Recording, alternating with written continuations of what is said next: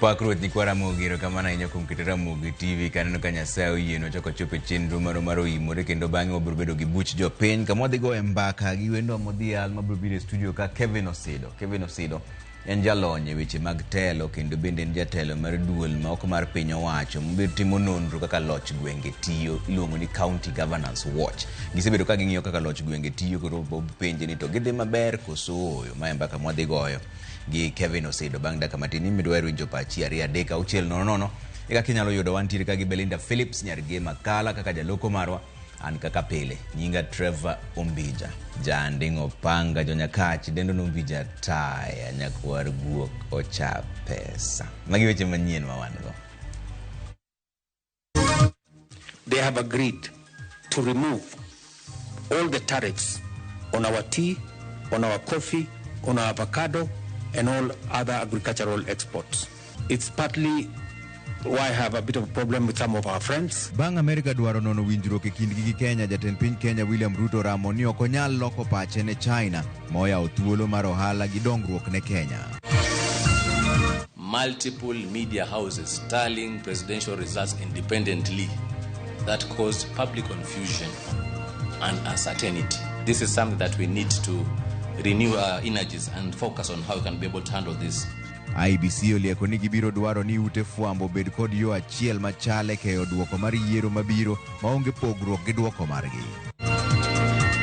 Wakwayo duol denge mondo duogo bed no ofis mondo tine jo Siaya kaka ne gikwa jo Siaya residents kura.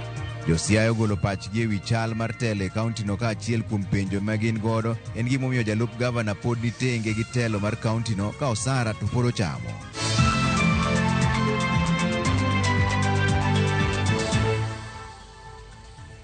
Kamano jatend piny Kenya William Ruto kod ogai mar ODM Raila Odinga ochugo komiti ma dhi tayo chenro mag neno ni oketi e tim winjruok manobed e kind ODM gi UDA kod ripod NADCO. Komiti no motelne gi Agnes Zani kaka jakom mare ni kod jokanyo mamoko kaka janon weche siasa e kuonde mbui ne Gabriel Oguda, Fatma Ibrahim, jalonye riekni mag siasa kod telo ni Kevin Kiarie kod jalonye weche mag telo miluongo ni Javas Bigambo. Apudno ni kod ting' mar neno ni oketi e tim agenda mag winjruok makamano kaka ne oketi e tim ripod NADCO, jiwo kenge mag loch gwenge kod thiro timbe marocho ratich oganda, jiwo kenge mag fuong'o pek mar ngima mosebedo ka dhi to gi gope bende monuro Kenya e kind mamoko. Romo margi mokwongo dhi bedo tarik 18 dweni ka ripot gibiro bedo ka gipedho ne jotelo ariyogo bang' dweche 2 ka dweche 2.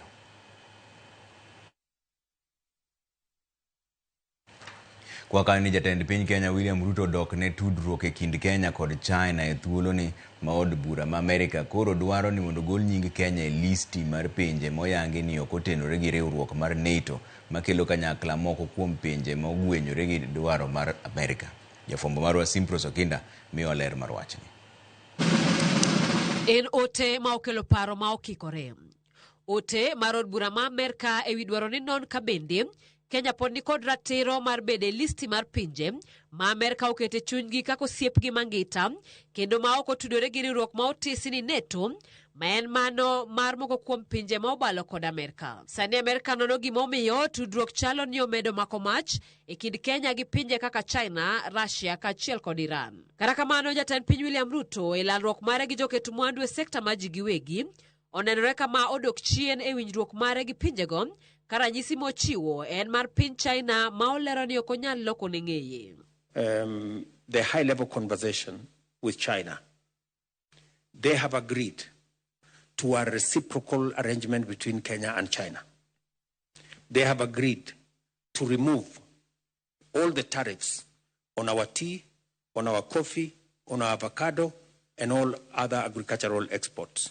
It's partly why I have a bit of a problem with some of our friends, but it is what I must do for Kenya. You know, it's in the best interest of Kenya that we get into this market. Jatend piny opoyo China kuom yawo dhode malach mar ohala kod dongruok ne Kenya kendo oseyo pinje maneno lit e wi okang' makamano. When I sat with President Xi, I had a very candid conversation and I told him that Kenya is importing 600 billion of products from China. Yet we are only exporting maybe 300 or 5%, according to Lee. You know, that trade imbalance is serious. Puothne Kenya listino ne otim kod jatend Amerika machon Joe Biden tarik 24 dwe mar auchiel higa mokalo motel ne wuok mare loch. Moko weche ma inono ne Kenya oriwo koda karango ting' ma Kenya osekao e chenro mag thiro njore pinje mag Afrika kod piny mar Haiti. Nono winjruok ma osebede kid Kenya gi pinje ma obalo gi dwach Amerika machalo Russia, China kod Iran. Rango winjruoge mag ohala kid Kenya gi China nono ka dipo ni sir ma Amerika chiwo ne Kenya e weche mag arita osemiyo sirikal teko mar rocho ratich oganda, teko ji kod san makagi kacha. Nono makamano bende oriwo koda ka fwenyo tudruok mag sir mar omenda ma ichwalo ne jodito mag siasa kod riwruoge madito mapachoka ka owuok kuom pinje ma gin joasik Amerika e weche mag ohala kod winjruok mag pinje e kind mamoko. To korka kore jalup jatend piny machon Rigathi Gachagua to siro piny mar Amerika enono tudruok mantiere kid Kenya kod Amerika. Gachagua ma oloso e boma ma Kansas e piny Amerika wacho ni nitiere dwaro mondo nono bila ma pachoka e wi tim mar rocho ratich oganda ka okalo ne kod teko jopiny. Because of violation of human rights, because of abductions, extrajudicial killings, using police against civilians, and again working with terrorist organizations in Sudan, in Somalia. And I want to appeal to the people of Kenya living here and working here in the United States to take time to lobby their senators and their congressmen so that they can know exactly what is happening in Kenya, so that when this particular motion comes up for discussion, there is support from the senators here in the United States, because Kenyans here are quite informed as to what is going on back home. Kenya osebedo kanie listino kanyakla kod pinje kaka Brazil, Argentina, Israel, Egypt, Jordan, Kuwait, Morocco kod pinje mamoko 10 ma Amerika opwodho ni onge tudruok gi NATO. Nonro ma itimono koro dhi yango ka Kenya igweyo oko e listino kata oyo. Sifros Okinda, Ramogi TV. Jatend piny Kenya William Ruto dok ne chenro mar Aguch Hustler Fund bang' riwruok mar Kenya Human Rights Commission yango ni agulu no nyalo podho nikech koro osedong' nono. Ruto wacho ni Aguch Hustler osekonyo jo Kenya kendo pod en kod teko mar medo jiwo dongruok. Ne olose lalruok gi jokanyo mag sekta mag ohala ma olime kar jot mare man Nairobi kae. Walter Nyambaga nigi ler mar wachni. Manandalo machuok bang' riwruok makene ratich oganda pachoka Kenya Human Rights Commission dhienyo lipot mayango ni agulu mar Hustler Fund chiegni ngunyore gi ume kaluwore jo Kenya moko kao pesano kendo ng'anjo mar duoko tok olo pesago. Jatend piny William Ruto gikone to owuok oko mar dok ne chenro mar Hustler Fund mokone ber mokalo kendo konyo jo Kenya kendo onge jo Kenya mong'wel kod gop Hustler Fund manyalo romo bilion 10 gigo mokone gini siasa mag pesa boro. We rolled out the Hustler Fund to attend and to include these micro entrepreneurs. You know, people who sit in offices that have air condition, speaking from Nairobi, in posh hotels, don't think 500 shillings matters to anybody. Duol mar KHCR ne oyango ni mibadhi okwako chenro mar Hustler Fund kendo winjore owite oko.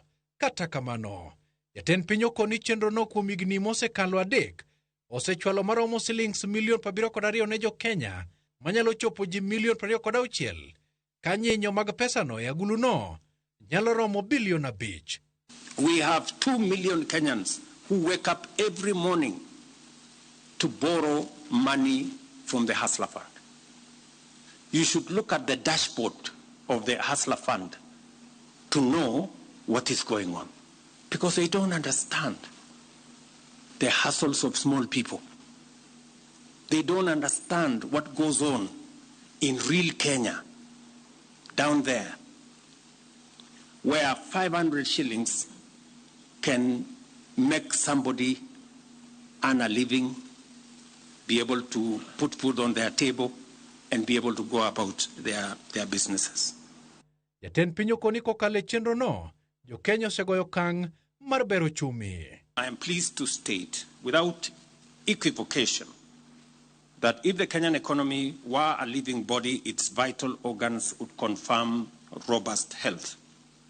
We are now ranked the 6th largest economy in Africa.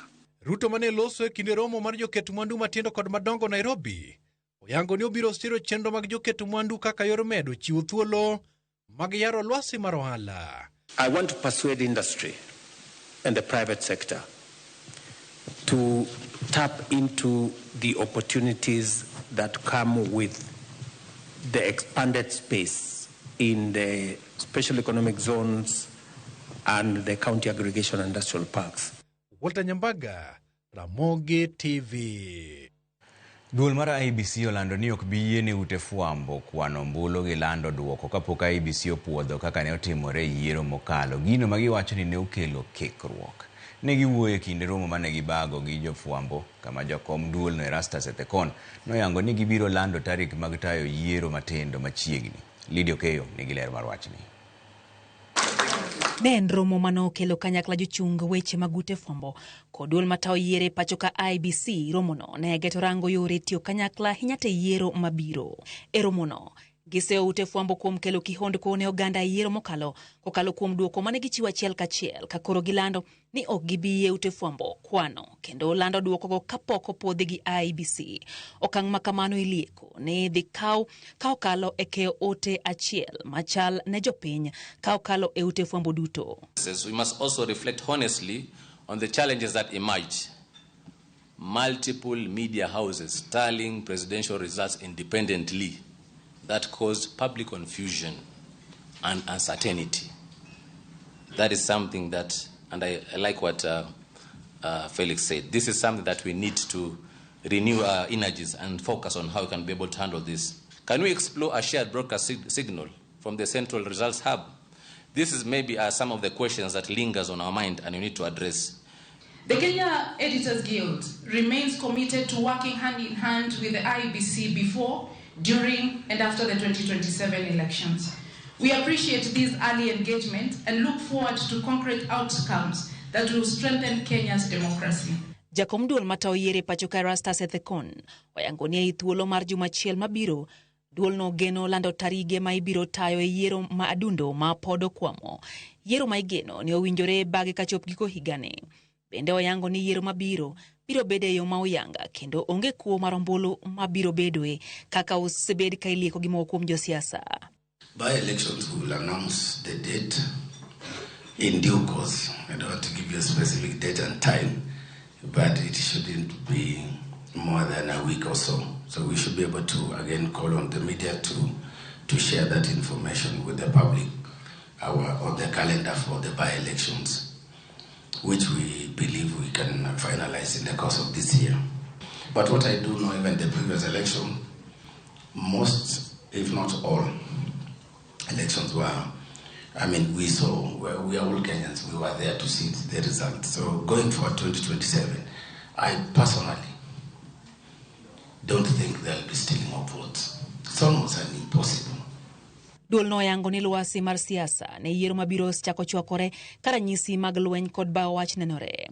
Jumbe manok mokalo dono golo chik mondo mi apis aton jener ondik report e wikinde ma owinjo chake campaign kagiwacho ni grito report no mar chiwo ler e wi campaigns ma oyiu. You know, in Kenya, almost every day, every hour, feels like it's an election campaign. The political temperature in the 2027 electoral cycle has kicked in. Unfortunately, the reappointment or the reconstitution of the IEBC commissioners came a bit late. We ought to have done this much earlier. Moko kuom jopiny ne koto e wi yiero mar duol no. Gino mano wito ko bang' doho podhogi ka jakom duol no koro kwa jopiny mondo mi obed kodgi gi yie e nyalo margi mar tayo yiero makare. Lydia Okeyo, Ramogi TV, Nairobi. MCAs makericho kuom thuolo machielo pedho twak mar golo oko gavana mar kaunti no Eric Mutai ka giseye kuom tiyo marach gi apisi dhi ataro mar katiba kod tiyo marach gi mwandu mar jopiny. George Bati miwaler. Thuolo machielo e od bura ma Kericho, MCA ma Soin Sigowet Kiprotich Rogon opedho e nyim Speaker Patrick Mutai twak mageto thicho oko apisi gavana mar kaunti no Eric Mutai. I rise to give notice of motion, Mr. Speaker, Honorable Speaker, I beg with the support of the members of the County Assembly of Kericho, the County Assembly, whose names and signatures I have annexed here too as Annexure 1, to move the motion for impeachment of His Excellency Honorable Weche Manyien Mag, the Governor of Kericho County. Kaluwore kod Rogony, dwaro mar thicho oko Gavana Mutai oyiengore motegno e chike kaluwore kod kido mogak ma gavana nosenyiso koting'o dhi ataro gi dwaro mar katiba, tiyo marach kod mwandu mag jopiny, tiyo marach kod apise e kind ketho mamoko. Number 1, gross violation of the Constitution of Kenya. Roman number 2, gross violation of various national and county laws. Roman number 3, serious reasons for believing that the governor has committed crimes under national law. Roman number 4, abuse of office. And Roman number 5, gross misconduct. Speaker mar od bura mar kaunti ma Kericho Patrick Mutai okoni pedho twak makamano luwore kod pend chik, kendo makoro dhi chiwo thuolo mar kawo pach jopiny, bende biro chiwo thuolo mondo gavana no puodhre ewi seyo mamiyo idwani mondo thiche oko, eka bang'e to MCS biro go ombulu mar thiche oko kata oyo. Now that we have a motion, a notice of motion to remove the governor, we shall be communicating on the other issues as envisaged by the standing order, more so on matters of public participation and even giving the governor who is accused the right to be heard. So please be guided accordingly. Our offices, that is the office of the Speaker and the clerk, shall be communicating in due course on the next course of action, as well as the date when the governor shall appear here and a vote shall be taken. Poni ariyo ewi adek mag kwan MCS duto mag kaunti ma Kericho osiro twak mar thicho oko Gavana Eric Mutai e kind ombulu. Ripodgi biro chwal ne od bura mar Senate, ma bende biro nono gimomiyo MCS go ng'ado mar thicho oko gavana no e kom. Ma ok e thuolo mokwongo ma gavana ma Kericho Eric Mutai yudore lwet MCS ka dwe mar 10 higa mar 2024 bende ne gigo ombulu mar thiche oko kane pok orese kod od bura mar Senate. George Bati, Ramogi TV. Bang' yango lela ni ogo bade piny kendo koro yie tiyo gi jatende mar chwalo dongruok manomiye gi jopiny koketogi e apisi jopiny e kaunti ma Siaya, koro kwayo jalup gavana ma Siaya William Oduol mondo oduog mapiyo kendo dhi nyime gi tayo tije mag kaunti e kinde ma gavana James Orengo pod ni oko mar Kenya. Jopiny go wacho ni pog yango malong'o gimomiyo Oduol ochamo msara to ok ti kaka jalup gavana. Adwana kwa watchdog mar county Siaya, our Senate, Dr. Burodinga, oyie obedie gi jogi piny kaka leader wa mondo ket jogi together mondo jogi utine jo Siaya. Chik mar Kenya oyie ni ka president onge to deputy ne nyalo act kare. So awakwayo Oduol Denge mondo duogo bed no office mondo utine jo Siaya kaka negi kwa jo Siaya residents kura. Kaka nwago negi kura, giduogi gitinwa negi promise jo Siaya ni gibiro tiyo together. Higni 5 pok orumo. Ko nyalo bedo kaka deputy governor to duog with immediate effect. Kan wacho no nyalo duogo kaka deputy mondo ta Siaya county. Wan kaka jo Siaya wadware mondo gibi gikonyre governor nikech an vote na vote because of Oduol. Na neno picha mare vote. Ok na vote nikech norengo. An kana vote na vote because of Oduol. Kana neno koket picha gi together as a team. And mane mi vote na nodhi ne Orengo direct. Kalore need mara na dwaro Oduol eme na vote ne Orengo. Duog mondo utinwa nikech msara mochamo no mano tax marwa mwagolo. Kakoro en Nairobi to wan kai to kuti. Mano gima ok wanyal yie. Wadwani mondo bi gitigo Orengo together mondo gik moko dhi kare nikech wan ok wane gimomiyo chamo msara. Nyasi mar alama ne obagi ne mosenindo Mama Fibia Siyo mane en jaod bura machon makarachuonye kanisa ma Maxwell SDA e boma ma Nairobi kae.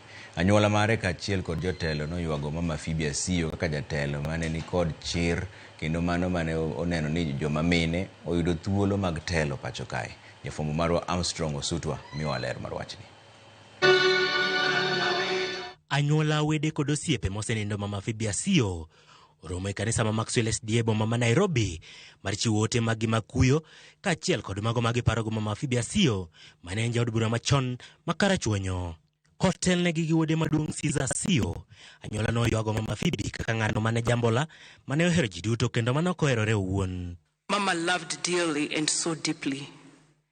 You'd think that in a basket there was love, and each and every person present here had special love that Mom shared. And she told me, Adhiambo, make sure ni rangaya okolor, meaning make sure that my gates are not closed.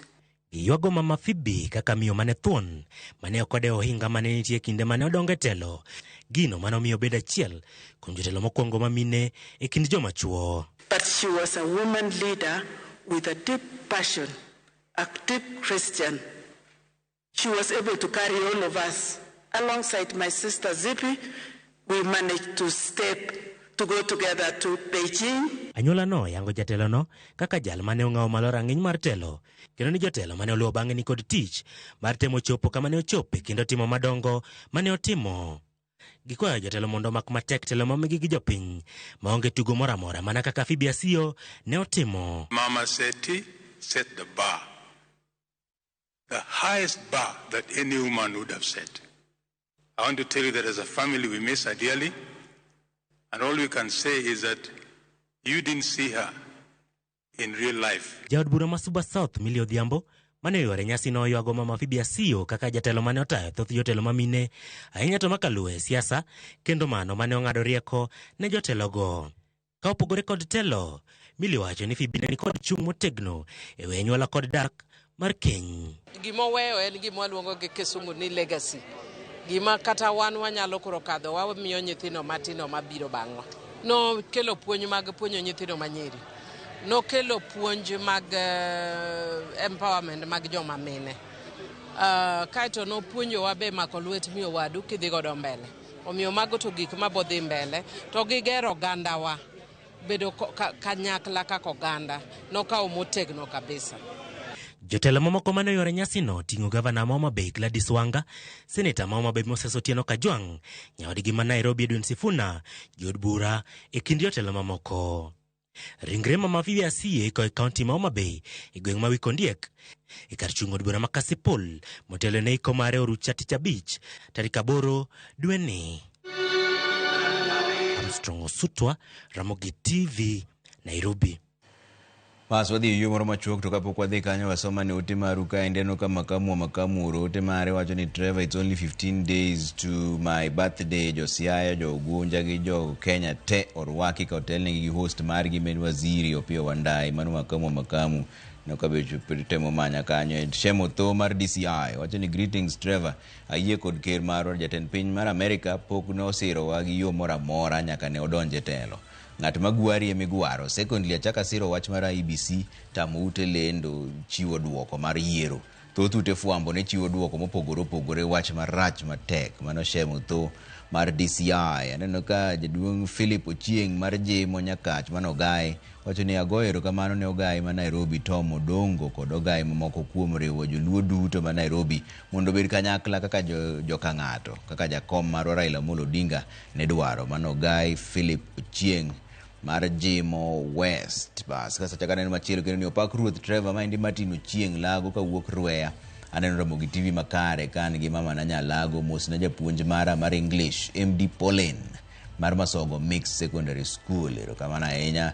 Ramogi TV nenre maler ma indi Honorable Benedicto Jakobura Masogo. An ka Tito City IBC otemo duogo geno ne jopiny ket gi jopiny karandaki. Bas wadog bang' dakika matin kik idhi mabor ahinya.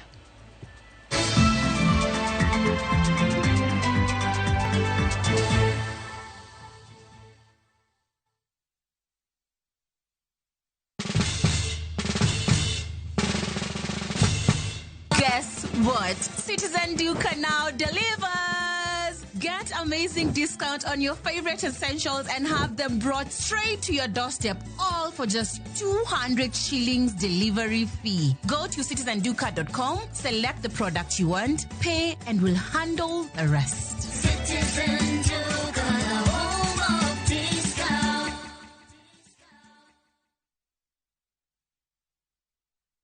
Saa zingine mambo kupata bila plan. gas ndio imeisha, landlord akuache upumue, mtoto ni mgonjwa na bado ni mid-month. Usijibox kwa noma. Piga *531# and sort your emergencies with my Mobi Civil Servant Loan, iwe usiku au mchana. Kama wewe ni civil servant, sasa uko sorted. Dial *531# and get up to 20,000 shillings and pay from your next payslip. No paperwork, no guarantors, no drama. Ni wewe tu na simu yako. Register now and see your limit in seconds. Build for Kenyan civil servants. My Mobi, iko sorted.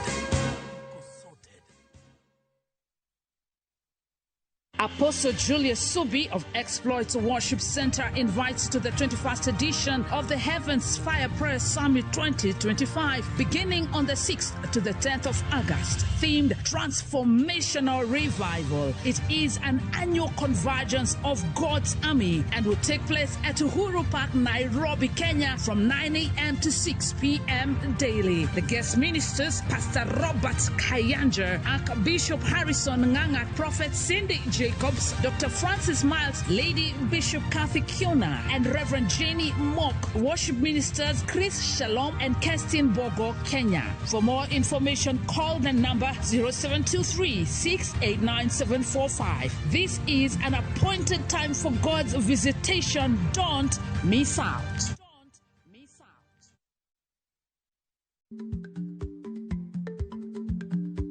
Chako chon loyo dhi kajuoga. Ma tiende ni bedo gi ikruok momondo, geng'o masiche kod midhiero mang'eny mabiro e ngima dhano.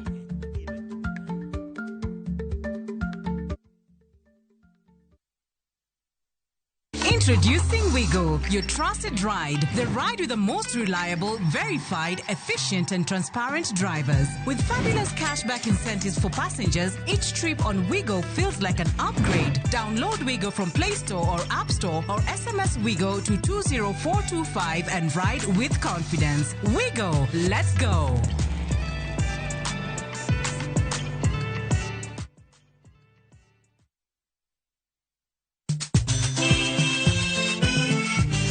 Negin sigendni lakini aningine za mini bazuma najichwadi tu nyiseche mag thum mane oda mimi nalo jambo la nisombo akili wadwaro ng'eyo kama gik moko duto ne odhi maber kod kama ne ok odhi maber. Olene ni chiega to jonyuol ne jolemo kabisa ko nyoke dwan japo monyo nyargi ko no bimo maya olega ng'e wende weche mopondo kod chiwruok mane omiyo gibedo jothumbewa. Atemo kano sigana mag joluo. Gini chakruok mar gimoro nyaka bed ga gi gikone. Safar ma wan go mar music mar thum en safar mabor. Riwri kod Solomon Atito Kafaya e chenro mar ng'e jothumbewa. Tich Abich, Sari Okinyi, kik bai.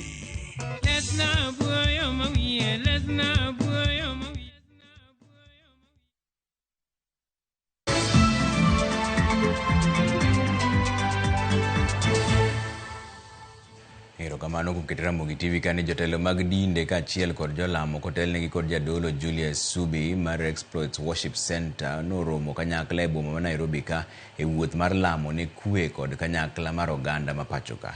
Ne giting'o bendera mar Kenya kendo jolemo manowuok e counties 47 te duto ma pachoka endi noriwore e boma ma Nairobi ka endi ka gichako gi Uhuru Park.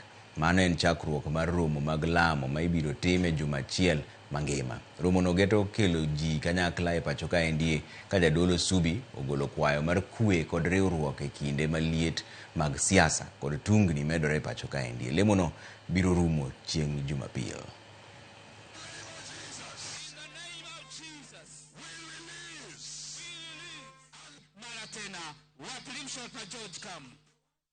Know that as a nation, we have had challenges of demonstrations.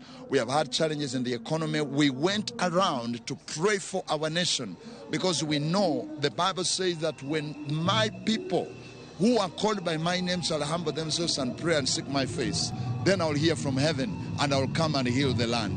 So we believe that through this prayer summit, which is going all the way up to Sunday, healing is going to take place.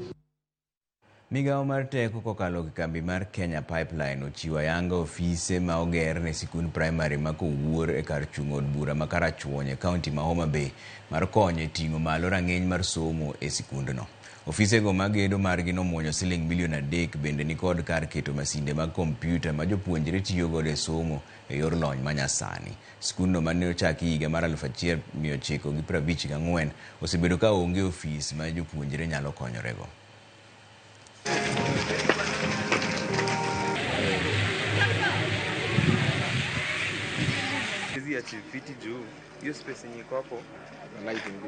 One of the key things that we saw that this school was having a challenge on the administration block, and the Board of Trustees approved a 3 million to ensure that the staff of this institution are planning well, are in a good environment to ensure that they can give back to the students and ensure that all the materials that they need are well placed. Sani koro wan gi arumi kata staff room maduong' mabiro romo jopuonj te. Wan gi head teacher's office mane iye kanyo. Wan gi deputy head teacher. Wan gi senior teacher's office. Kendo wan gi reading room mwadhi kete gadgets mag computer and what have you. I don't know sure ni wan kaka the local community wa support kendo wa mor gi project omiwaka kendo wabiro temo ni project ni urite mondo dag maber kendo mer konyo jopuonj. Moko kuom johala ma Kisumo Bus Park kwano lal tok mach muoch kogwen ma kawuono kendo wang'o duknegi. Majno weyo johala gi lal ma gikwano ni nyalo heo siling milion 3. Johala go oseyo tend kaunti kuom deko konyogi e nego majno ka kwayo margi en neno ni oketo kenge motegno mag kedo gi masira mag mach. Tend kaunti ma Kisumo to yango ni nitiere fuok e lweny mar kedo gi masira mag mach nikech onge mar hoho mag pi kata hydrants e Bus Park kod ng'ikruok korka joke teko mag sitima.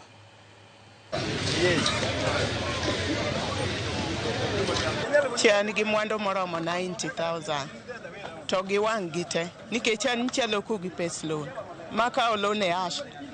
Koro sana dong' nono kaka dwa chako, kaka dwa gedo, kaka dwa kelo mwandu onge. Koro akwayo jotelo, city manager gi jatendwa governor mondo unenwa uruma mondo une kaka wachako nikech wan gi nyithindo madhi skul. Kaka an gi dukni 2 ma nesha uso electronics gi gig stima. Awito machiegni gi milion 3. Koro wakia kendo wachiew gi kuyo. Wakia kata kaka dwa chako gi kanyo. Duka ni piny, dukni owang', stock mokony be onge. Koro wakwayo county government nige ne kaka ginyakonywa. Ile negligence na ile uvivu kwa kazi ndio bado wameleta hiyo shida yote. Mimi naambia serikali, Kisumu county government, hawa watu wazima moto hawa lazima wafanye kazi yao kulingana kuhudumia raia. Watimo mos nyoro Bus Park dio wito gigi mang'eny nyan kuno gotieno to majino ne ochakre ka mach matin ne waparo ni lochwa dhi tieko majino kaka nyodhi ne en electric fall e kiosk moro achiel kanyo koro atimo mos.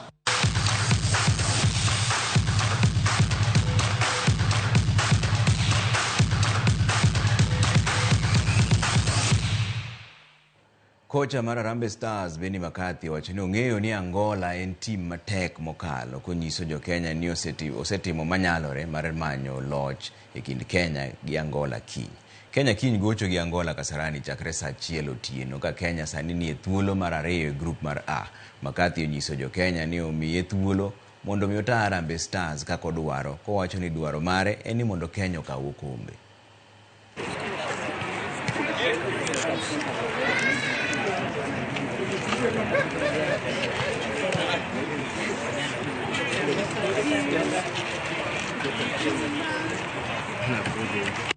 The 2-0 loss to Morocco for Angola is not a true reflection of a team that they are, but Morocco took their chances and they secured the victory. So for us, we analyze that and we see where Angola is good and what they do well as a team, in position and out of position.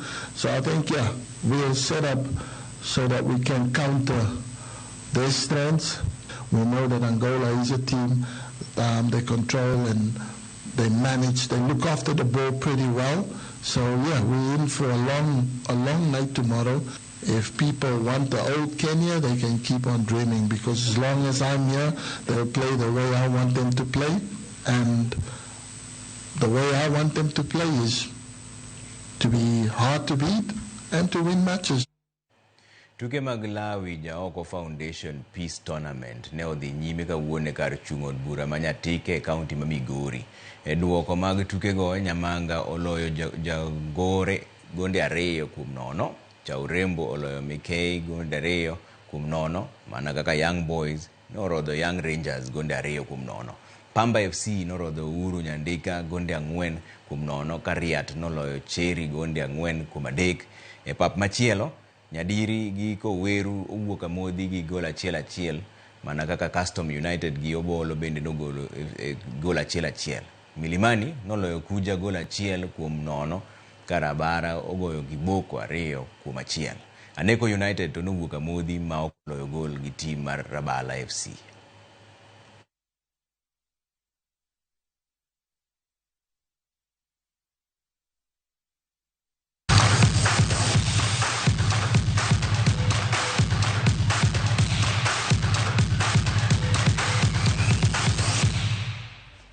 Bas, Chokwo duogo to chako mbaka gi buch jopiny gi wendo modhial mosedonjo studio ka ilongo ni Kevin Osido. En jalony e weche mag telo kendo bende en jatelo mar duol mok mar piny owacho mosebedo ka ng'iyo kaka loch gwenge tiyo, iluongo ni County Governance Watch. Wadhi penje ni to loch gwenge gi gitiyo makare koso. Waseneno ka mutni moro nitiere yo Kericho koni ndalo mar 2. Mutni machielo bende nitiere Siaya koni, gidwacho ni jalup governor margi Dr. William Oduol mondo duogo ti. To governor margi bende sani pod ni ok ni kama odi tuo kendo poko duogo oseduogo pacho ka noduogo pacho ka kawuono. Koro dhi penjo ni to loch gwenge gi tiyo nade, to ang'o mon nyaka tim mondo mi loch gwenge gi otiye yo makare ne jopiny. Mane mbaka mwadhi go gi Kevin Osido bang' dakika matin, kik idhi mabor ahinya.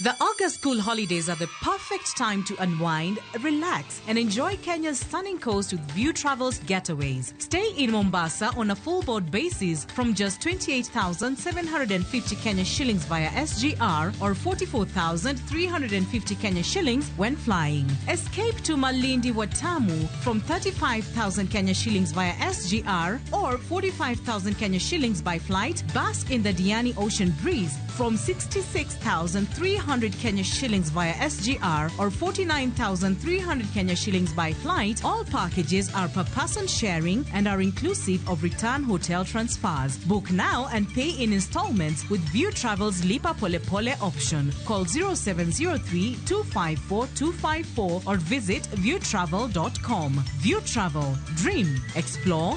Discover.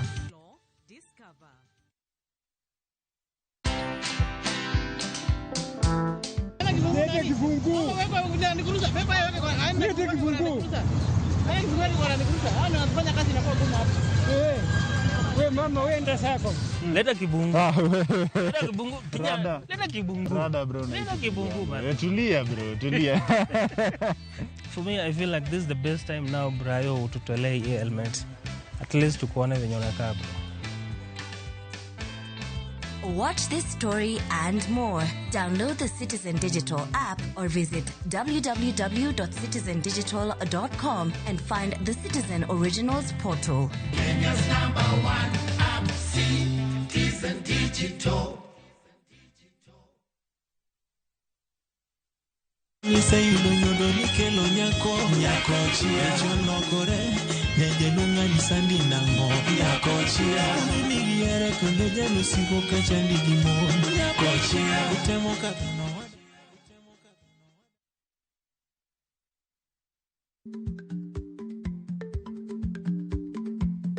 Jarik ni jamuod nyoyo gi goyo. Matiende ni dhi matek ma ok inono maber samoro nyalo miyo ng'ato midhiero.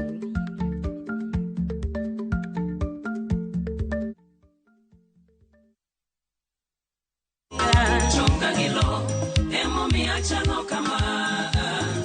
Chonga, emo sembi asudo nyime. Chonga gilo, emo mi achano kama. Chonga, emo osemia sudo nyime. Mondo yud weni kaka skiza tune mari D*860* 418#. Ramogi TV en od jower duto.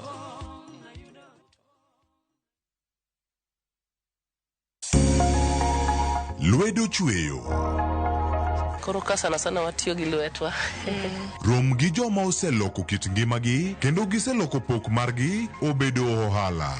Bechgi ni malo nikech kaka yudo materials dhi mang'eny. Duto en wach chwech, pok, tich matek kendo tiyo matek. Tim giri mitimo no, kikete chunyi tikete pachi. Mamiyo lek bedo adiera.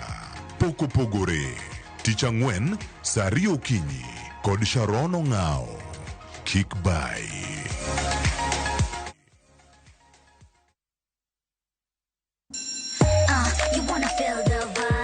Ngeso ka ngeso, wakelo ni gik mamit makelo mor.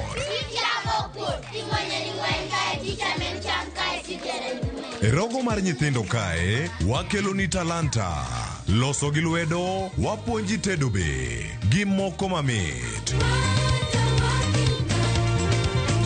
Rogo mar nyithindo, ngeso saa 3 mar okinyi, mana e Ramogi TV.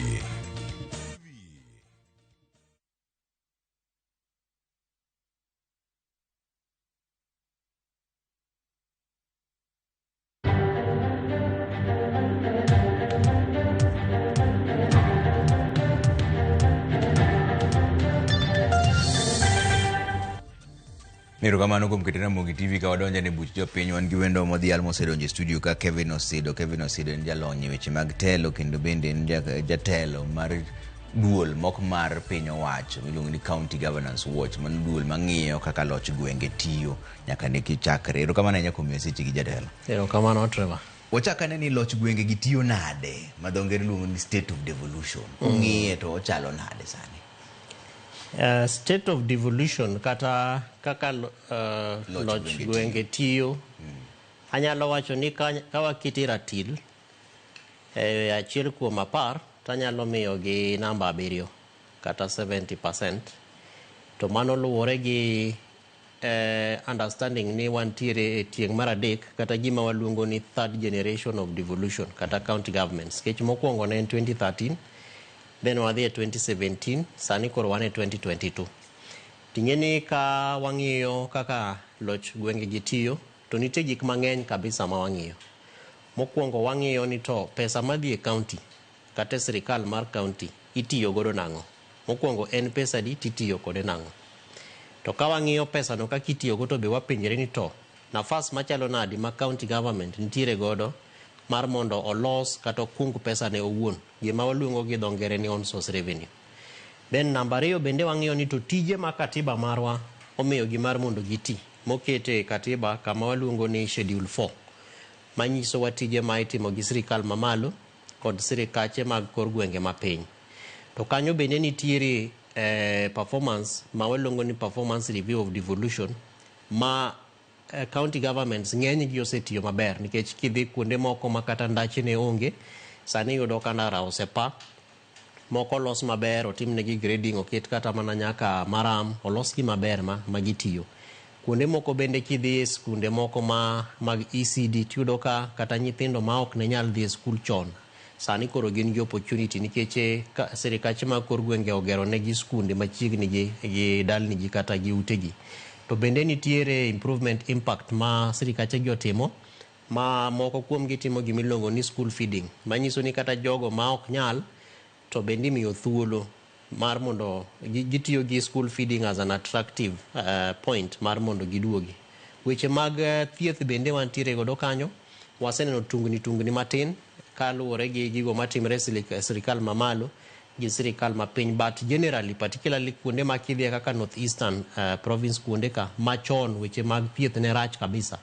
Sani kata mana cesarean section gitimo, nitiere surgeries ma bende gitimo gi gigo ma opogore. Kidhi kata mana kuonde moko ti realize ni gik moko kaka chiche bende sirikal osegero e konde mag tung' mopogore mag piny ma Kenya. To Trevor, pod nitiere shite mang'eny kata challenges, kaka mokwongo wan gi late disbursement pesa ma e sirikal mamalo kadhi ne sirikacho ma kor gwenge pod ok timre maber. Omiyo maendi bende goyo kata jogo matiyo sirikal kaka daktache seche te waneno ka samoro bende gin gi strike notices, gipango gomo kendo gigomo, ting'e ni sama gigomo to jogo mahinyre gin mana jopiny, gin jothieth. Namba 2 bende kaka nawacho mokwongo, on source revenue pok osetimre maber, manyiso ni pesa ma sirikal kungo ki en pok waneno ka nitiere upward trend e yo malong'o. Kidhi e counties 4 ma Kaluo to Homa Bay timo maber nikech higa mokalo ne watimo assessment to ne Homa Bay County o raise about 800 million koluwore gi an upward trend koluwore gi gima ne gitimo last year mane about 320 million.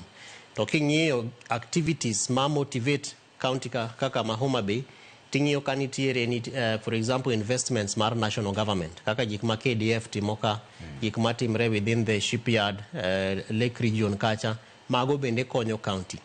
Bende wantiere nyaka gi counties kaka ma Siaya ma samoro nitiere challenges madongo dongo kaka ne iwacho ni wadhi go mbaka gik ma timre Siaya, but nitiere streams mopogore opogore, particularly king'iyo bende weche mag kaka fishing, small kiosks mag kuonde ma ikunge kata mipidhe rech ma bende boost economy mar Siaya. Omiyo ka rate devolution kata mana kaka sirikacho ma kor gwenge osetiyo to 7 kuom 10 e kama nyalo keto gie kaluwore gi challenges bende ma governors face kata ma entire county governments face tijegi. Tun musetimo nonro mar loch gwenge gi. Ang'o miyo wach mar asoya ni gi wach mar mibadhi ni otamo loch gwenge tieko? Kata nyoro duol ma chenro mag mibadhi EACC no wacho ni asoya pod okwako counties kabisa. Ang'o matimore ka? Nitiere fuok moro e wach mar chike kosenena dhano ema timbe gi richo? Trevor, gima nyalo wacho e weche mag mibadhi en mana timbe mag dhano kata tim mar dhano. Nikech ka wang'iyo chike to pinywa ma Kenya ka osetimo maber kabisa. In fact, globally speaking, Kenya ema nitiere gi chike motegno ma inyalo tigodo e weche mag sero kata gorwok gi mibadhi. King'iyo kata mana institutions kaka ma wantiere godo Kenya ka miluongo ni Ethics and Anti-Corruption Commission miluongo nyinge no, en tume kata en institution ma pinje moko giongego ma in fact gibiro Kenya kae mar mondo gisom kata gisum rieko ka ginyalo mondo ginyalo timo gigo ma kaka ma Kenya timo. To gima maybe en challenge e weche mag chik en mana gimiluongo ni implementation. Nikech yudo ka chik ni be samitime tibare kaluwore gi ng'atno ma nigi teko motegno. Ni ka ja osiepna moro dhi piny kuonde ka kaka kuma aye uyo makucha nodhi to kawo gwend ng'ato nikech kae to oyanga yanga ng'ute ma ochwake achwaka mochame maber to ni make titwe iye kata mana for 8 months to 2 years. Tiyudo ka ng'ato kose kwalo pesa malong'o e sirikal mar county kae madhi into hundreds of millions to billions, to ni koro en imiyo opportunity mar bail, imiyo opportunity mar bond, kiani yo investigations okotimre maber, evidence mo kelo kochopo e okang' ma samoro kes ninyalo go maber. Omiyo nitiere interference ma samoro gore gi chik, to magi timre mana nikech chike gi be gin gigo ma irito gi dhano kendo dhano ema losogi. To king'iyo sirikal mar Kenya Kwanza sani nitiere proposals ma Rais William Ruto kata obedo ni sirikande bende national government ka nitiere gi weche mang'eny kabisa mag mibadhi, but nitiere proposals ma bende oselos kaka wan gachiel miluongo ni review of the conflict of interest law ma sani ka in jatich mar sirikal obed national government kata obed county government to ok bi miyi thuolo mar mondo itim biashara kata mar mondo ibed supplier kata itim tender gi sirikal, whether national or county government.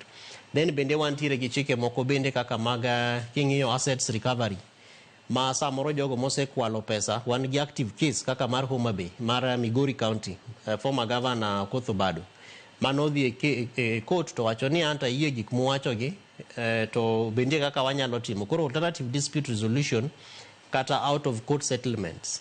To king'iyo kaka pesa go pod gibedo recovered, to ng'enyne wajapenjo ni to samuse recover pesa kata assets mag ng'at ma nigi case mar mibadhi, to da kunyise jopiny ndara ma pesni ji osegero kata employment opportunities industries mopogore opogore ma pesni ji oseloso. Omiyo kata mana ka nitiere chik Trevor, but gin chike mabeyo, but again implementation aspects particularly nikech mago gin gik mitimo gi dhano. To king'iyo katiba marwa ni bende article 10 ma en e chapter 6 omiyo weche mag national values and principles. Koro ipenje ni to ang'ono momiyo kwadhi e sirikal mar kor gweng' kacha to ni ng'ato nyaka chiw asoya, to report mar EACC no ne nyisowa ni asoya ichiwe e tienge 3.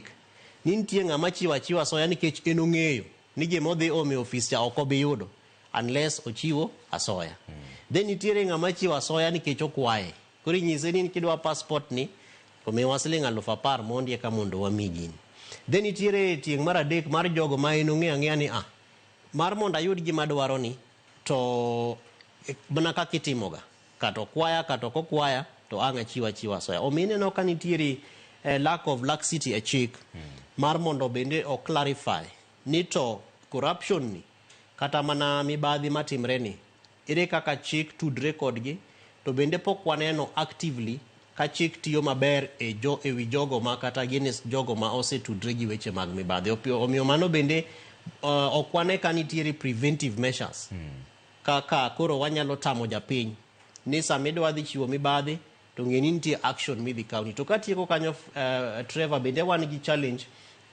Wan gi report kae mane watimo as County Governance Watch mano higa mokalo 2024 iluonge ni County Transparency Integrity, Transparency and Accountability Report.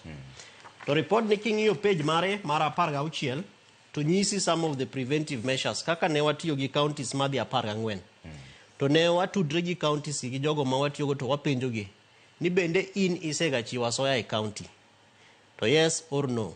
To bende nitiere kata mana actions ming'eyo kuom jogo ma ne okawa asoya mosetim gi county. To most of the counties onge action mikawo. To king'iyo chik to siro ni, for example, wan gi county assembly kacha matimo oversight, wan gi public investments committee, wan gi public accounts committee, to bende wan gi office of the controller of budget ma officers gite nitiere in almost all the regional places. Then ne wapenjo gi ni to bende nitiere mechanisms kaka inyalo goyo kata mana whistleblow, kaka inyalo report a case of corruption. To ne wapenjo gi ka bende nitiere corruption hotline. Counties wa mang'eny onge gi corruption hotline. Moko nitiere godo to but en number mosim. Koro eni yawega mana chieng' okoti. Kantiere samoro tenda kata madwa bedo floated ni koro ekiyawe mondo ka ji nitiere gi penjo to ginyalo penjo. Omiyo mibadhi mantiere e counties wa Trevor bro kawa time mar mondo wa address gi, to en nikech waneno mana action kanitie particularly sama governor bedo impeached. Kinyiso wan nitiere corruption, bribery, abuse of office, conflict of interest, gik machalo kamano. But kaluwore gi services nikech report miwacho no bende wacho ni nitiere services ma specific kaka weche mag security komako police, weche mag ID ka ji dhi kawo ID, weche mag birth certificate nikech sani nitiere services kata tije ma sirikal tiyo manyaki bed gi certain documents. Koro jogo machiwo documents gi bende ong'eyo ni service ma japiny ni dwaro to nyako bed gi ID, national ID kata nyako bed gi birth certificate. Koro pese igo malo kabisa. Kata ka en pesa moro kaka wachi ni 1,000 shillings. Tudoga koro ng'ama dwa migo goe kata mana nengo mar siling 3,000. Tariyogo 2,000 koro gin mana corruption kata bribery. To kiwacho ni gini ok en chike, en timbe mag dhano, to wanyalo seyo ng'a en polise koso en county gi, nikech kata county miwacho makoro wacho ichiwo ranyisi kaka mar Homa Bay. Wacho ni Homa Bay ne choko pesa gi giwegi miluongo ni on source revenue 320. To koro ne gikele nyaka 800 milion 800. Nyiso ni gini gite milion moro 280 ne lale iye ka. Mana diere. Ere kaka kupenji ni pesa ni odhi kanye? Ere kaka inyalo wacho no dichiel ni nchuchoko siling milion 320 sani koro choko milion 800. To onge ng'ama penjo ni milion 280 mwane diere kani ndalo gi te nodhi ga kanye? Ni Trevor mano en penjo maber. To adwa mi duoko ma en both technical and political. Koro political bit of duoko mar penjo no en ni king'iyo kaka counties tiyo. To to ng'ama nyalo penjo machalo kamano en mana ng'ama iluongo ni MCA e county assembly, nikech en emomiye teko mar timo oversight. To king'iyo the political architecture mar kaka sirikache mag kor gwenge kata county governments obedo crafted, samoro waneno kaka kata mana compromises mag county assembly from the office of the governor nitie.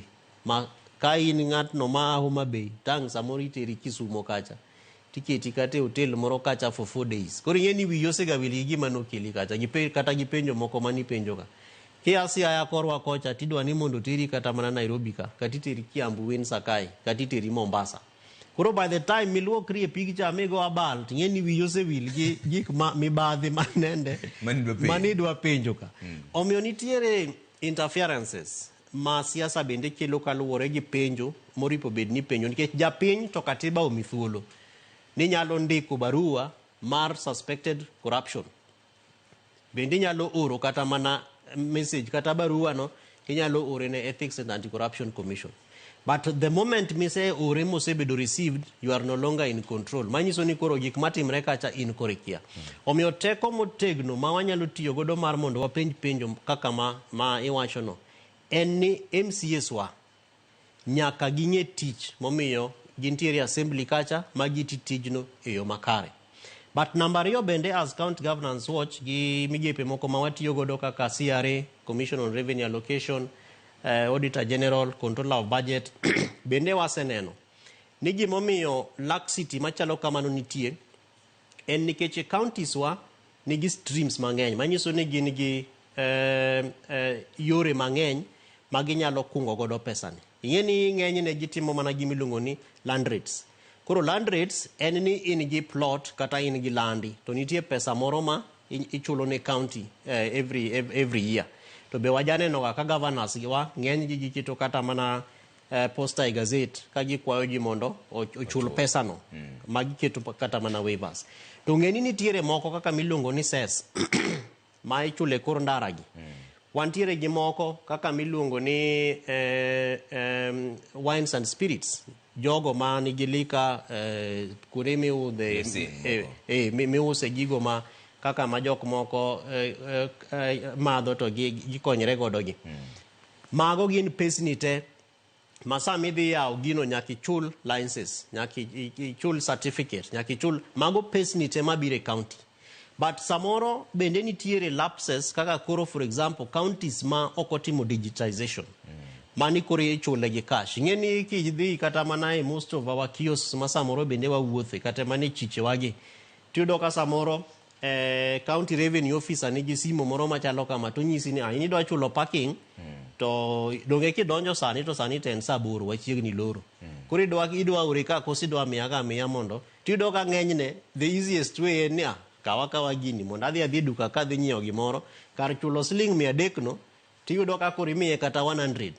Ting'e ni 100 no en pesa madhi e lwet ng'ato, ok odhi e pesa mar county. Koro iyudo ka ji kata mana madhi apar nyalo timo kamano every day for 1 month. Iyudo ka en pesa mang'eny kabisa ma county lose. Koro mago bende gin opportunities kata chances ma waneno ka on source revenue bende ok wane ka counties timo motegno e weche mag digitization. Ma koro you don't need to engage the revenue officer. En kisechopo kacha ting'e ni en namba machalo kama kaka itime Nairobi ka tichulo parking. Koro it is upon them mar mondo ging'e ni to wan gi parking spaces adi to ji adi mosechulo. Ma system no ripo bed ni nyisogi ni KCX mar Kevin Osido mochung' kachacha ento pok ochulo pesa no. Emomiyo ineno ka samoro mtokni gibedo clamped. Ting'e ni clamping no be sami dhi gonye to ripo bed ni en digitized. Ma kisechule to unlocking cha message madhi ne county. To gima waneno ka timre sani en ni dhano ema biro gi gima chalo makas cha. Ni koro idwa ni mondo gonye to sami gonye cha bi ng'eni en pesa ma ichulo gi imigi cash magi soyo fukgi. Emomiyo ka tieko Trevor ti realize ni in some of the counties ma wantiere godo kae kaka Nairobi for example wan gi governor moro maniluongo ni governor Mike Sonko. En nyen no record everything motimo wachieng' moro nyisowa noromo mana gi pesa madhi kiem na $40,000,000 e drawer. Ni mago gin pesni mag parking manende ji ochoko. Koro ipenji to governor inidwa ni mondo wapogni adi. Ting'e ni samitime kamano to en mibadhi ma county ema is suffering over. Omiyo nitiere gigo ma kaka wakonyre trainings ma waluongo go county officers ka watudre gi controller of budget, auditor general, CRA and others mar mondo wa empower gi, wakonyre kodgi. To japiny bende nyaka ne value for the tax. Nikech sami chulo tax mari kata sami chulo licenses kata sami chulo fees michulo cha. Nyaka waneni to for example ka en chiro sirikal nyaka gerne ji cho, sirikal nyaka ketne ji jopiny pi, sirikal nyaka hakikisha ne nitiere security motegno. Ma an samoro buoga kaneno ka mfano ni Kisumu ni chiro owanga kamano. Koro jogo mantie chiro pere an geni wacho ni ana lose 3 million kiana wito pesa maromo kama. There must be a mechanism ma county government bedo held accountable. Nikech gin pesa ma dhano citizens ema chulogi. Omiyo aspects mag amenities kaka security gigo makonyo gi sama gitimo tijgino bende nyaka bed maber, including even roads. Okinyal bedo ni in governor mogero ne ji chiro to ndara ma ginyalo tiyo godo malong'o onge. To ni every time to revenue officers chungo gi ka giting'o omena kata ka giting'o rabolo gidhi godo e chiro to gikwa gi pesa gi ses gi to ndara to kolos maber. Un kuseneno gigi kijumla te kama endi kare koro unu wacho ni ang'o manyalo konyo jopiny, ang'o manyaka koro timre sani, nikech waseyudo ni gini ok en chike nitie, en mana timbe maricho mag dhano. To dhano gi be jowa gi be mayiero gi koso isegweno to iseogwang', koso jopiny ema chamo nyanjgi. Mano e gima giwacho ga, nikech kiyiero ng'ama ok ong'e gima dhi timo, kata kiyiero jakuor nyaka kwali, kiyiero jalweny to nyaka goyi, to be jopiny ong'e wachno adier, koso uwacho ni ang'o makoro nyaka timre mondo milok wachni. Trevor, king'iyo page 17 mar report ni, do ino kaka ondik ni challenges, to ka ondik ni recommendations. Koro part of the recommendations ma wantiere godo, number 1, gin recommendations abich. To kane wang'iyo report manogol gi Ethics and Anti-Corruption Commission, to most of gik ma wandiko kae, chal gi gik ma bende ne giyudo.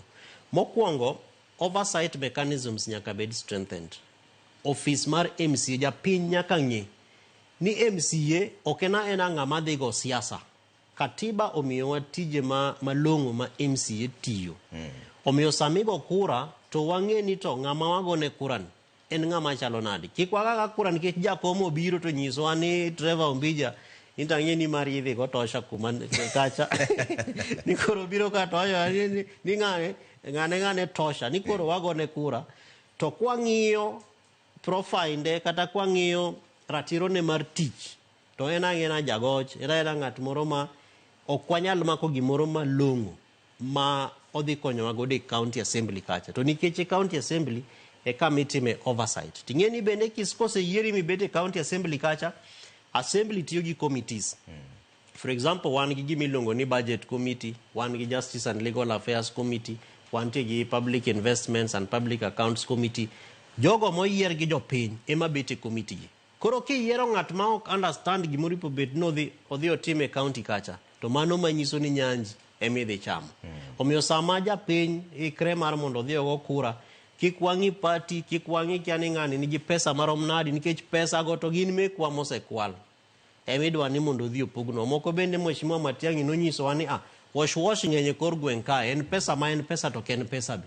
Omiyo sama japiny ikre mar mondo odhi ogo kura, to ng'i karakta mar jatelo ma wadwa gone kura ni chal nadi, to bendo nyalo chung against all odds mopenj penjo ma critical. Namba 2 wawacho ka ni targeted civic education programs. Ma kata kane EACC unveil report gi, to nikech kane wa unveil marwa ni tarik 4 December higa mokalo, Chief Executive Officer mar EACC was among the chief guests. To ne wanyiso gi ni EACC pok osetiyo maber e campaigns ma engage jopiny. Omiyo teko mar japiny kaluwore gi weche mag gorruok gi mibadhi, japiny nyaka miteko. For example, corruption en ang'o, mibadhi en ang'o. Ing'eni kipenjo kata mana kuonde ma waaye ka Trevor Jonyakach kata gi jo Uyoma ni to corruption in dholuo en ang'o, gibo nyisi ni en kuo, gibo nyisi ni en mibadhi, gibo nyisi so many things ma samoro bende ma kotiende tek. Omiyo the commission dware ni mondo wuog oko mondo engage gi jopiny. Ni to corruption timre nang'o. To kineno ka corruption timre kata kokwayi pesa, tang'o moripo bed ni timo. Ere kaka report that issue. To as kwan kise reporte, Bende commission nyalo protecti nikech Kenya ka be wan gi milongo ni whistleblower protection, I mean whistleblower policy. To within it bende nitie gimilongo ni witness protection policy masani loso ne chik. To king'iyo gigo manyalo nyaka buogo japiny en luoro. Nito kase report ni police okawo pesa. Donge ginyalo manya ma in the face mano wach ni mondo wago tiende gi bunde ni. Donga be nyalo go tienda bunde. Koro mago gin gik mabuogo japiny. Miyo koro weche mag mibadhi dhi mbele nikech luoro. To ka commission gi stakeholders nyalo wuok oko mar mondo gi empower japiny, mondo ginyis japiny ni kineno gima timre kama tinyalo report kama. For example, I know ni EACC has a number miluongo ni toll free ma en 1551. Ni namba no kigoye to nitiere ofisa madhi make to nyalo guide kendo nyalo okony, onyalo nyisi kaka engage gi weche go. Then number D, nyaka watim access to information. Article 35 of our constitution. Nikech kata mana sirikache ma kor gwenge gi research mane watimo ni nitiere page mabende nyisowa kaka gitiyo gi weche mag website. Budget bende osebedo loaded a county website.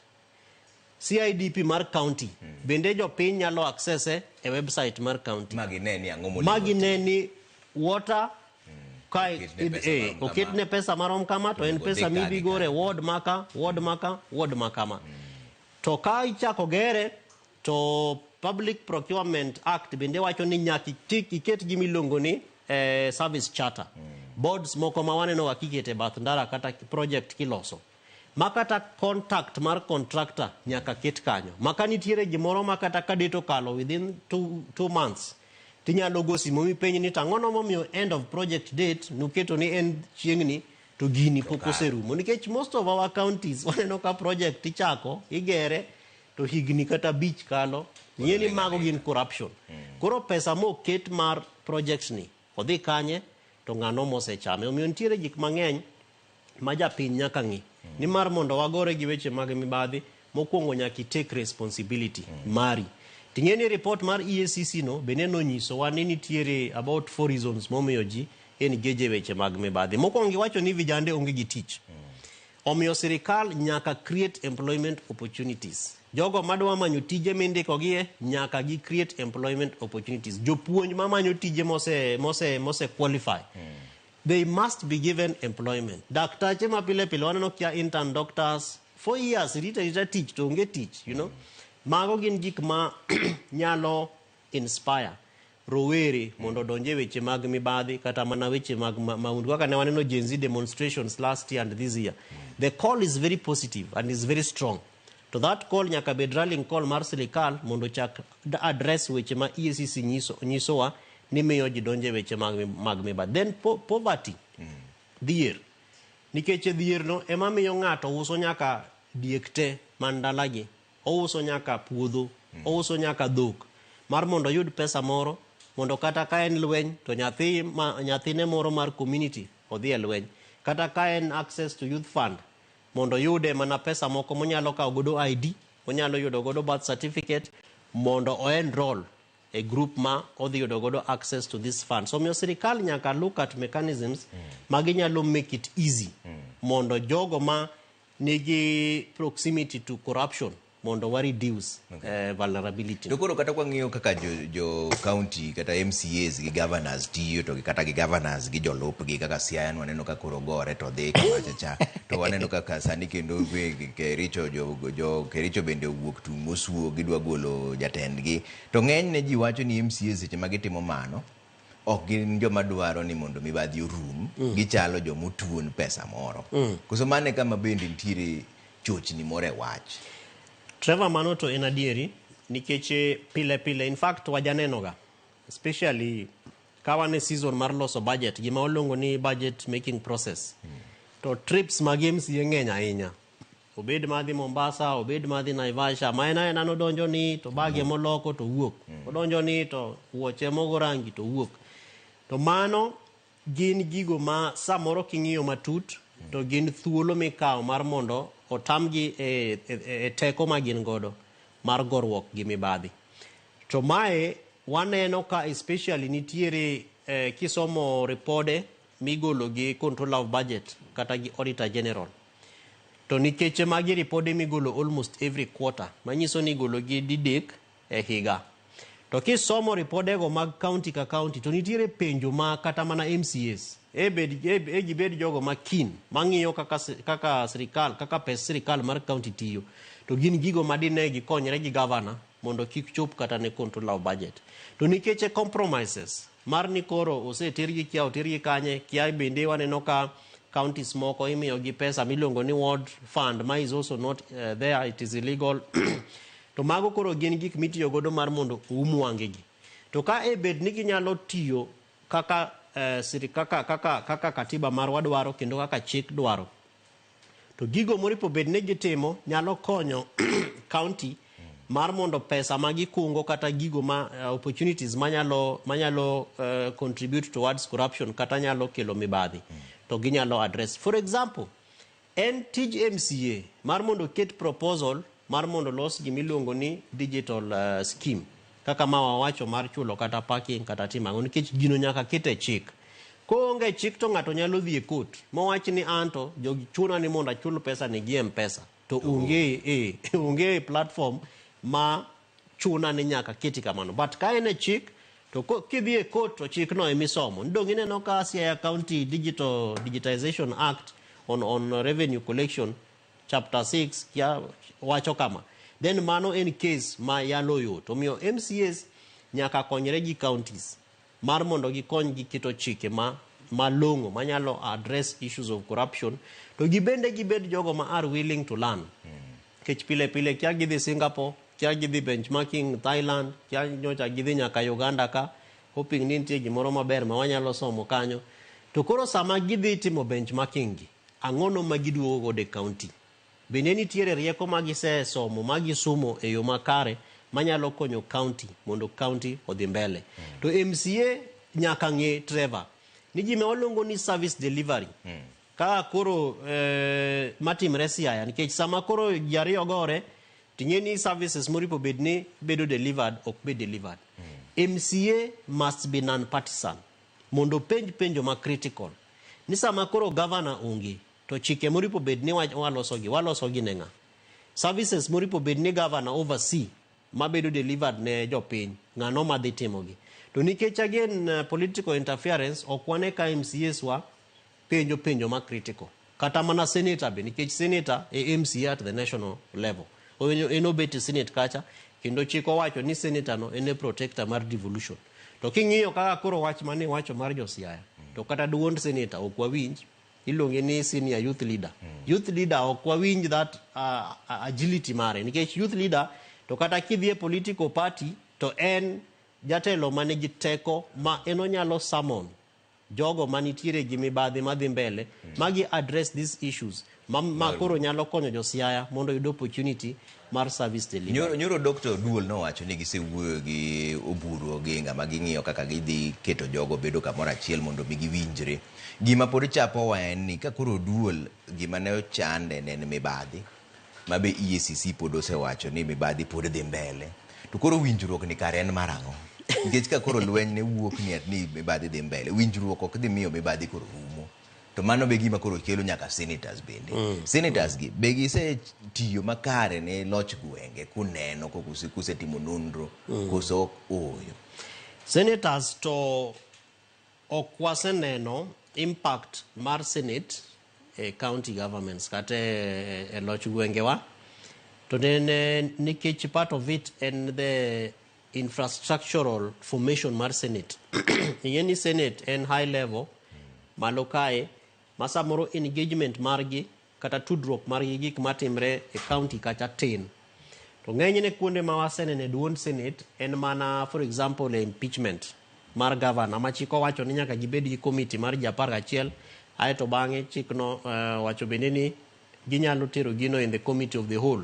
To kanye kama japiny nene ka Senate engage gi weche matimre county.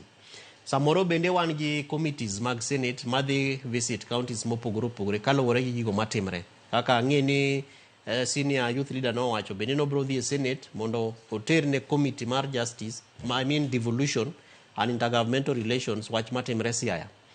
But ing'eni impact mar Senate kapok ochopo national level, dware ni mondo Senate bendo bed felt at the county level. Nikech jo county no emogoni kura mar mondo idhi e Senate mamalo.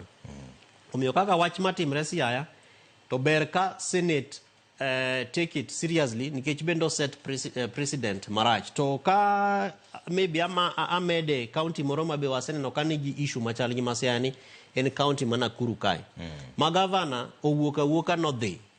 Ma ipenyo ni to governor ni kanye, governor ni kache. Koro ka chieng' moro achiel to aneno ka picha wuok ni kara nduogo gi nyithindo moko ariyo marudi. Ni kara no dhi ga konyre Amerika. To koro ing'e ni sama magi timre to duond Senate ok winj.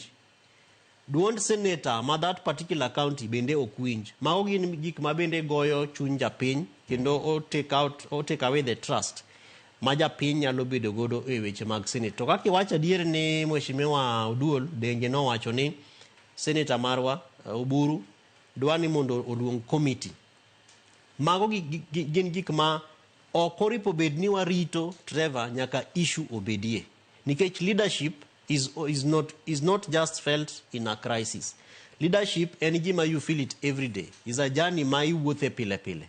To gima omiyo magi timre en nikech king'iyo again infrastructural formation mar kaka watimo governance Kenya kai en ni MP Malego Usonga is already imagining no dwa bedo governor. Ma en chairman mar budget be mar national government. Kidhi Ugunja MP osechako campaign no dwa bedo governor Masiaya. Kidhi Rarieda kuma Otiende bende samoro liko no dwa bedo ngono senator. And these are examples mabe timre e counties mamoko be. Omiyo thuolo ma jotelo gi nyalo bet godo kanachiel kaka ne waneno ka gidhi State House chieng' cha. Thuolo no at the local level onge. Nikech gite ginere kaka joluweny mar kom. Governor koneno deputy ne to neno ni manga madwa maya kom. MCA be ko bet gi MP to neno ni manga madwa maya kom. Koro ineno ka arrangement machalo kamano samoro tamowa to address critical issues. Emomiyo governor kata kowuok kata mana for 1 week kata 8 months kata whatever number of time to gigo ging'e ni onge ng'ama nyalo bite the bullet moluong ji kanachiel mar mondo gibed mondo gi address issues. To but onyalo bedo gima ber kendo malong'o kabisa ka jotelo nyalo yie mondo gibed piny mondo gi address issues as they come up. Ting'e ni sama itimo plan no to plan maber bende ni gimilongo ni risk mitigative measures. To risks bendo pogre. Onyalo bedo political risk, onyalo bedo security risk, onyalo bedo environmental risk, onyalo bedo risk mora mora. Koro samuse keto gi piny kama to allocate responsibilities. Ni Trevor in kantie weche mag security ibro deal god. Koro anytime makani tiere challenge to wang'eyo ni nitiere a responsible person. But sani okwane kamago timre makata mana case Masiaya chando wa kabisa kendo kata simbe mawagoyo barupe mawandiko. We are hoping ni Siaya in county maber kabisa kendo ne county milongo ni the heart of devolution. Nikech wuon devolution akanyo. Tok nyal bet ni koro kwang'iyo performance mar counties ni koro Homa Bay chopo nyaka kamodhi host devolution conference. Siaya the heart of counties. To kata gimose host okwane. Kiro kamano kumiwa sechegi. Wanajalonyo kata stadium Trevor otamo. Awinjo kaka bawach to iro kamano. Mano Kevin Osido jalonyo weche mag telo kendo jatend duol marango loch gwenge. Iro kamano nyakomiwa sechegi. Mane kama weche moro mar buch jopiny wacho kaka pile joro kamano in kaka jako kura. Goria ne pekse ni to ng'ano miyiero. Ng'amiyiero jaduong'. Mane kama weche moro buch jopiny. Iro kamano nyakomiwa sechegi. Koro maendi kama luore Belinda Phillips ne gema kala kaka jaloko marwa. An kaka pile nyinga Trevor Ombija jandingo panga jonyakach dendo nombija taya nyakwar guok ocha pesa. Unindo maber joka. Trevor ndiye josiamo wacho ni